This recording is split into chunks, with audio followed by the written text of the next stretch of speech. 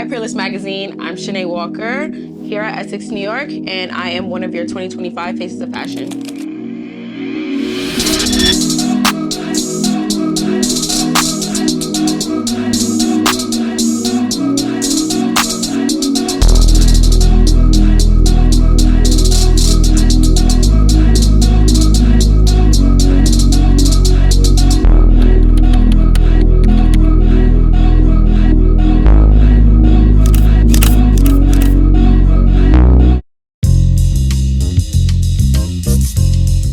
I definitely see it moving more towards a sustainable space. I think when you look at H&M and Zara, a lot of fast fashion brands, they're rolling out things where you can return your old clothes, resell your old clothes. So they have these initiatives for sustainability. And then also, you see like a deep desire for vintage today. So a lot of people are desiring vintage because today's quality is just like not as great. So people are going back to older pieces because they do have more quality. So that's a part of sustainability as well.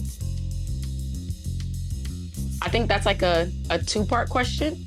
I think there's a positive side and a negative side. I think the positive side is that it offers a lot of inspiration. Like you can go online and see different outfits constantly. I love Pinterest, for example. I'm constantly on Pinterest pulling a bunch of things. So there's ways to get inspiration all the time. And then also there's so much trends that come out of fashion. Like on TikTok, for example, they're pushing out trends constantly. I would say the negative side of that though is one, you have people who see the inspiration and then just do it copy and paste. Like they don't even bother to switch it up. They don't bother to put their own personality and individuality into the outfits. They just copy and paste things repeatedly. So there's that. And then also too with the trends, the negative side of that is you constantly feel the need to play in the trend and like feel like you have to spend money to keep up with them. Well, not me, but a lot of people do.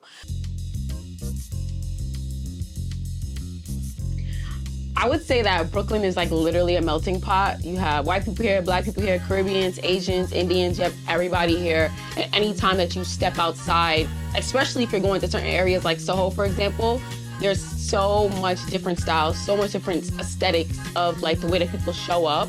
So it just constantly makes me want to keep like changing how I show up and changing how I dress and just like keeping it like really fun.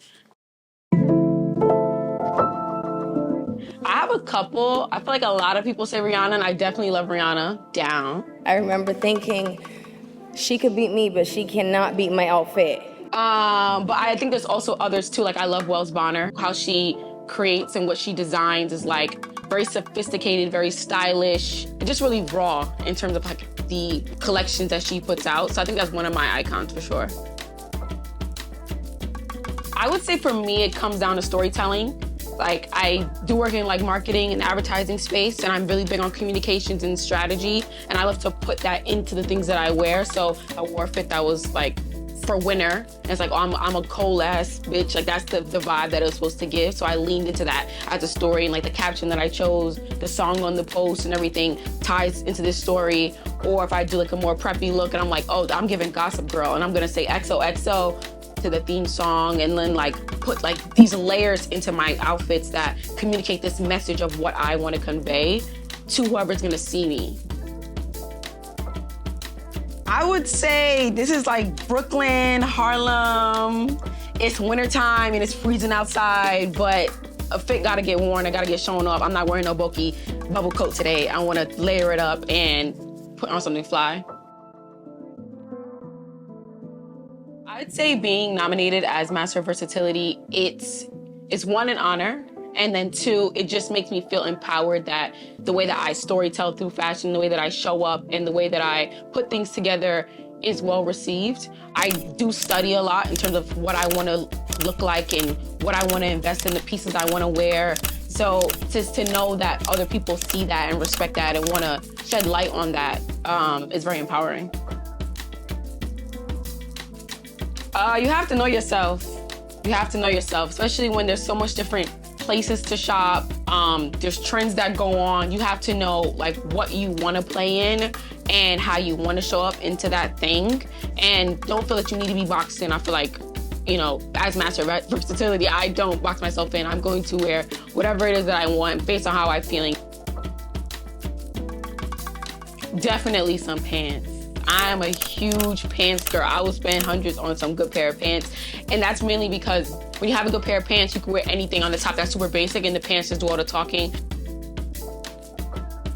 Maybe curated. I really aim to make sure that the outfits that I wear have like this red thread and like they're very seamless and they make sense together. And I wouldn't say that's in like a matchy-matchy way, because I don't like matchy-matchy, but a lot of times people will be like, oh my God, where's that set from? I'm like, actually, it's not a set. This top is from over here and this shorts from over here, or these pants are from over here, but it just works so well together that you think it comes together. And that's how I view things, like just puzzle pieces, making things that make sense.